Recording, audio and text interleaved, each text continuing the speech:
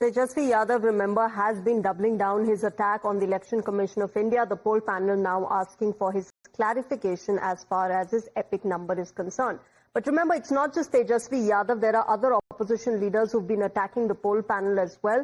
Senior Congress leader P. Chidambaram has accused the Election Commission of India of political manipulation and undermining electoral integrity.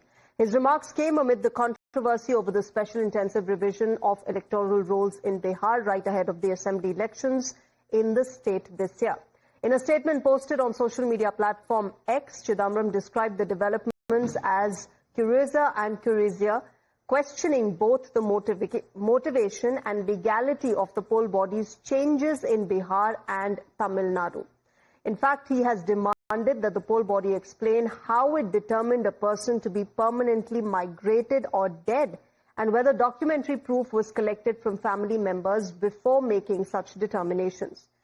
He also called the practice an abuse of power and insisted that it must be resisted politically and legally.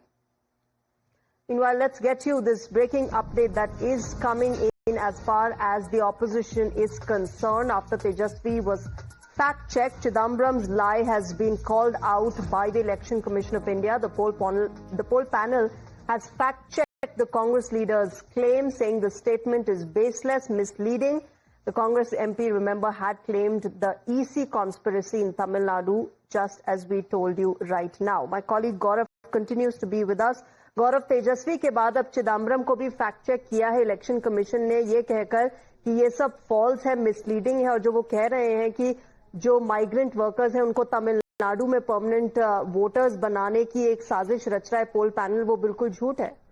देखिए, बहुत simple सा एक कानून है, representation of people act, जिसके तहत जो है वो चुनाव कंडक्ट होते हैं या किसी वोटर्स को पावर मिलते हैं या तय होता है कि वोट कौन डालेगा या नहीं डालेगा। उसके दो सेक्शन है। पहला सेक्शन है 19B, जो कि ये सीधे सीधे कहता है कि जो भी भारत में जिस क्षेत्र का ऑर्डिनरी सिटीजन है, अगर हम बिहार के लोगों के पर्सपेक्टिव में बात करें तो वहां पर यह कहा जा रहा है बीएलओस द्वारा कि सामान्य नागरिक जो है, या और दूसरा सेक्शन है सेक्शन 20, यह कहता है कि जो सामान्य नागरिक होंगे या ऑर्डिनरी सिटीजन होंगे उनको ही वोटर आईडी कार्ड इशू किया जाएगा। इसके लिए बहुत सीधा सा एग्जांपल है, बिहार में जो लोग, भले ही जो लोग बिहार से नाता रखते हो, लेकिन वो कामकाज के लिए, नौकरी के लिए किसी भी वजह से माइग्रेट कर चुके हैं दिल्ली या किसी और शहर में, तो वो उस पोलिंग बूथ के ऑर्डिनरी सिटीजन नहीं माने जाएंगे। यही वजह है कि जो ये स्पेशल इंटेंसिव रिवीजन रखा गया है, इसका मकसद यही है कि ऐसे लोग जो बिहार के उन इलाकों में या जिन इलाकों में इंटेंसिव रिवीजन चल रहा है, अपने पास के पोलिंग बूथ में अगर वहां के वो ऑर्डिनरी सिटीजन